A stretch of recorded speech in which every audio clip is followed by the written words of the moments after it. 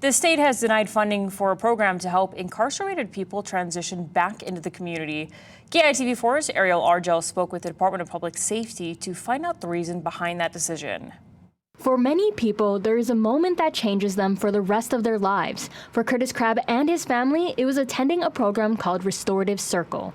In the 1990s, Crabb's brother had been incarcerated for a drug addiction and was ready to go back into the community. Basically, it was to get the people in the person's immediate family or support group into a circle, a literal circle. To prevent his brother from going back to prison, Crabb attended the restorative circles to help with his brother's transition back into the community. Each of us went around the circle and forgave him.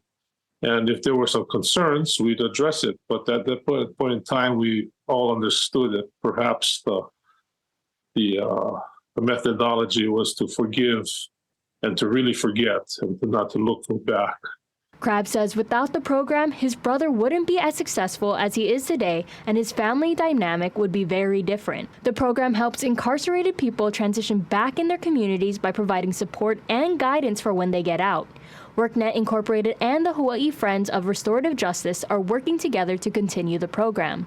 However, the Department of Public Safety denied funding to the program. WorkNet's executive director wrote a letter asking why. There were 4 items stated in the rejection letter, but all 4 of the items are the same thing. There are a statement and a restatement of that particular clause. Williams says they were rejected due to subcontracting the Hawaii Friends of Restorative Justice.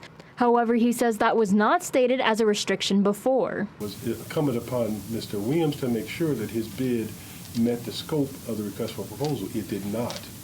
And since it specifically barred subcontracting, he erred in saying that he was going to subcontract when it specifically barred that in the RFP. So he gave us no choice but to reject his bid because it didn't meet the RFP.